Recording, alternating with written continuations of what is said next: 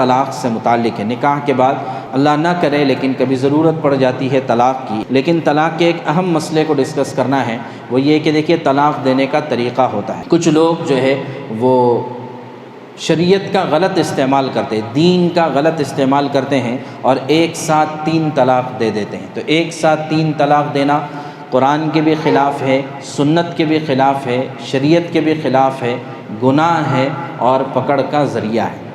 تو لہٰذا ایک ساتھ 3 طلاق دینا کسی بھی طریقے سے جائز نہیں ہے۔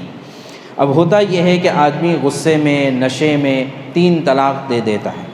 اب 3 طلاق دینے کے بعد پھر اب پوچھتا ہے کہ اب اس کو ختم کرنے کا کیا طریقہ ہو سکتا ہے۔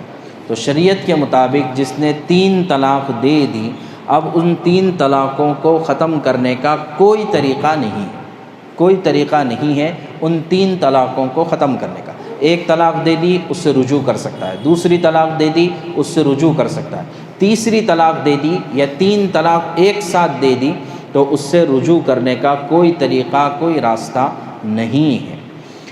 یہ بات میں اس لیے کہہ رہا ہوں کہ اس وقت میڈیا میں یہ بات چل رہی ہے اور اس کے ذریعے سے اسلام کو بدنام ہے۔ دیکھیے کچھ چیزیں ہم کرتے ہیں لیکن بدنام اسلام کو کیا جاتا ہے۔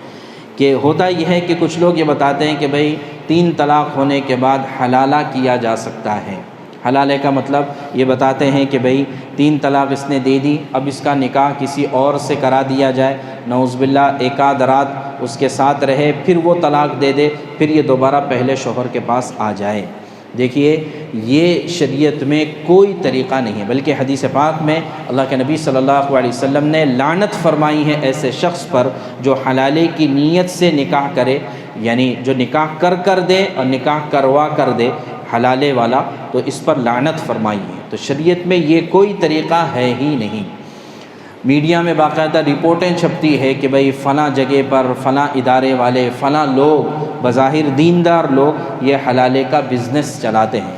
تو شریعت کا حلالے سے کوئی تعلق نہیں ہے۔ ہاں البتہ شریعت نے یہ بات کہی ہے کہ اگر 3 طلاق کسی کو دے دی جائے، اب اس کا نکاح کسی اور سے ہو جائے اور پھر اتفاقی طور پر وہاں سے بھی طلاق ہو جائے یا اس دوسرے شوہر کا انتقال ہو جائے، یعنی نکاح ٹوٹ گیا، اب اگر وہ چاہتی ہے کہ دوبارہ اپنے پہلے والے شوہر کے نکاح میں آ جائے تو اس کی گنجائش ہے۔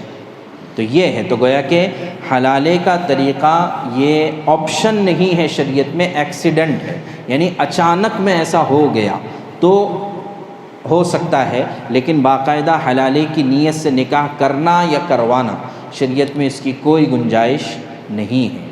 تو اس بات کو سمجھنے کی ضرورت ہے۔